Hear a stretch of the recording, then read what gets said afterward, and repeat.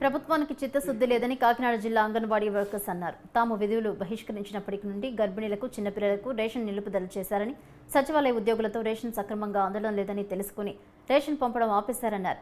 చిన్నపిల్లలకు, గర్భిణీలకు పౌష్టికాహారం అందడం లేదని, తాళాలు బద్దలు కొట్టడం అంత సులువు కాదన్నారు. తమ డిమాండ్లు నెరవేర్చకపోతే ఉద్యమాన్ని ఉధృతం చేస్తామంటున్న అంగన్వాడీ దీక్షా శిబిరం నుంచి మా కరెస్పాండెంట్ ఉదయ్ మరింత సమాచారం అందిస్తారు. ఆంగ్ల నూతన సంవత్సరంలో ఈ సంవత్సరం అంతా తమకు మంచిగా జరగాలని అందరూ తమ ఇష్టదైవాలను ప్రార్థిస్తున్న తరుణంలో అంగన్వాడీ వర్కర్స్ మాత్రం తమ న్యాయమైన డిమాండ్ల కోసం ఇక్కడ అలుపెరగిన పోరాటం చేస్తున్నారు. ఈ రోజు అంగన్వాడీ వర్కర్స్ చేస్తున్న సమ్మె 21వ రోజు జరిగింది. అసలు ఈ సమ్మె ఇంకా ఎన్నాళ్ళు కొనసాగుతుంది, ప్రభుత్వంతో చర్చలు రెండోసారి కూడా విఫలమయ్యాయి. ఈ నేపథ్యంలో వారు ఏం డిమాండ్ చేస్తున్నారు అనేది మనతో మాట్లాడడానికి అంగన్వాడీ వర్కర్స్ తరఫున వారి నాయకులు ఉన్నారు. వారితో మాట్లాడదామా? చెప్పండి, 21వ రోజు అయితే మీ సమ్మె కొనసాగుతుంది.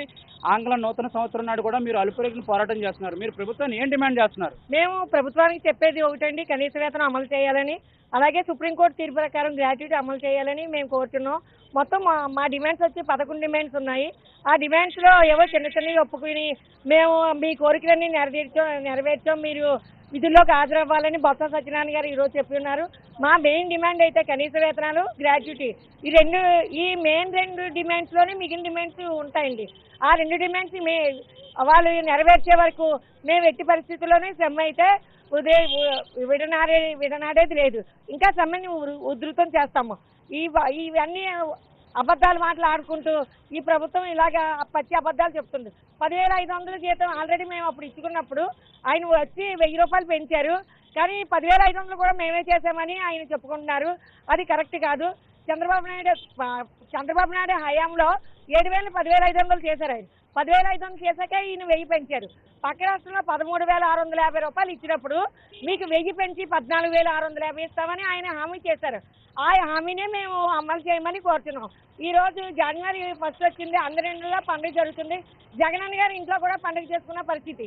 కానీ మేము రోడ్డు మీద కూర్చొని ఉన్నాం.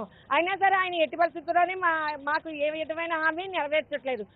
మాకు ఇచ్చిన హామీలన్నీ నెరవేర్చే వరకు మేము ఇంకా సమ్మెను ఉధృతం చేస్తామని మీడియా పూర్వకంగా మీకు తెలియజేస్తాం. అమ్మ, మీరు చెప్పండి. ఇప్పుడు కొన్ని విమర్శలు అయితే మీ ధర్నాల మీద, మీ నిరసన దీక్షల మీద వెల్లువెత్తుతున్నాయి. గర్భిణీ స్త్రీలకి, పసిపిల్లలకి పౌష్టికాహారం అందించే ఒక మంచి కార్యక్రమాన్ని మీరు పనిచేస్తున్నారు. ఈ కార్యక్రమాలను పక్కన పెట్టి మీరు ధర్నా చేస్తున్నారు. అసలు మీరు ఆ విమర్శలకు ఎలా సమాధానం చెప్తారు?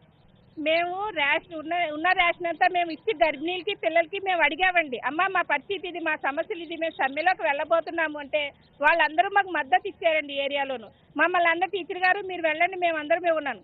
కానీ మేము సమ్మెలోకి వచ్చిన తర్వాత తాళాలు బద్దలు కొట్టించారు. కానీ ఇప్పటి వరకు వాళ్ళకి అందవలసిన ఏ విధమైన రేషన్ అందలేదండి. ఇప్పటి వరకు గుడ్లు రాలేదు, పాలు రాలేదు, వాళ్ళకి ఎవ్వరికి ఏ రేషన్ ఇవ్వలేదండి. దానికి వాళ్ళందరూ మాకు మద్దతుగా ఉన్నారండి. ఏరియాలో గర్భిణీలు వాళ్ళందరూ మద్దతుగా ఉన్నారండి మా వైపు. అందరూ ఈ నూతన సంవత్సరం తమకు మంచి జరగాలని భగవంతుని ప్రార్థిస్తుంటే తాము మాత్రం అర్ధాకిలతో రోడ్ల మీద ఇంకా నిరసన కొనసాగిస్తున్నామని చెప్తున్నారు. ప్రభుత్వం కలిబొగులి మాటలతో, మాయ మాటలు చెప్పి బూటకపు హామీలతో గద్దెనెక్కిన తమ హామీలు నెరవేర్చడంలో విఫలమైందని చెప్తున్నారు. పిల్లల తల్లిదండ్రులు, గర్భిణీ స్త్రీలు కూడా తమకు సంపూర్ణ మద్దతు తెలియజేస్తున్నారని అంగన్వాడీ వర్కర్స్ చెప్తున్నారు. న్యూస్ డిస్ట్రిక్ట్ కోసం వీడియో జర్నలిస్ట్ శ్రీనివాస్తో ఉదయ్, కాకినాడ నుంచి.